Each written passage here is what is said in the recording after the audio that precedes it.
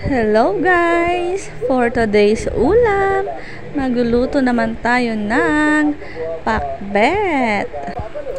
So ayun na nga, naglagay na ako ng mantika para igisa ang bawang. Noon, halo-halo muna.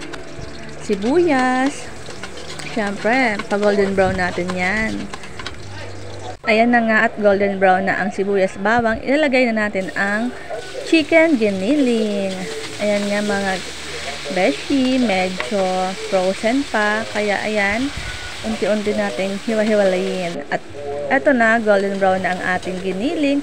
Ilalagay na natin ang gulay na kalabasa. Nilagyan ko na rin pala ng paminta. At Ajinomoto na pampalasa. Halo-haloin ulit natin.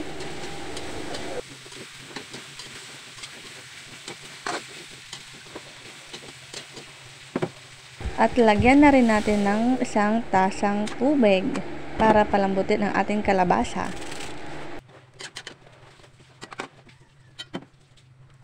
So ayun na nga guys, kulo ng ating kalabasa. Halo-haloin muna natin. Medyo hindi pa siya luto lahat, kaya pakulaan ulit natin.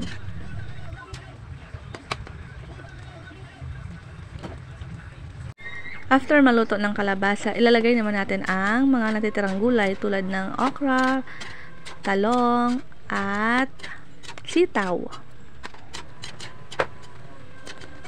Siyempre, halo-haloin pa rin natin.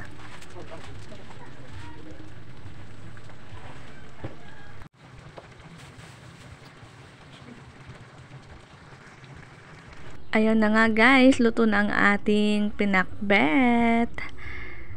Yummy! Kain na po tayo mga beshi!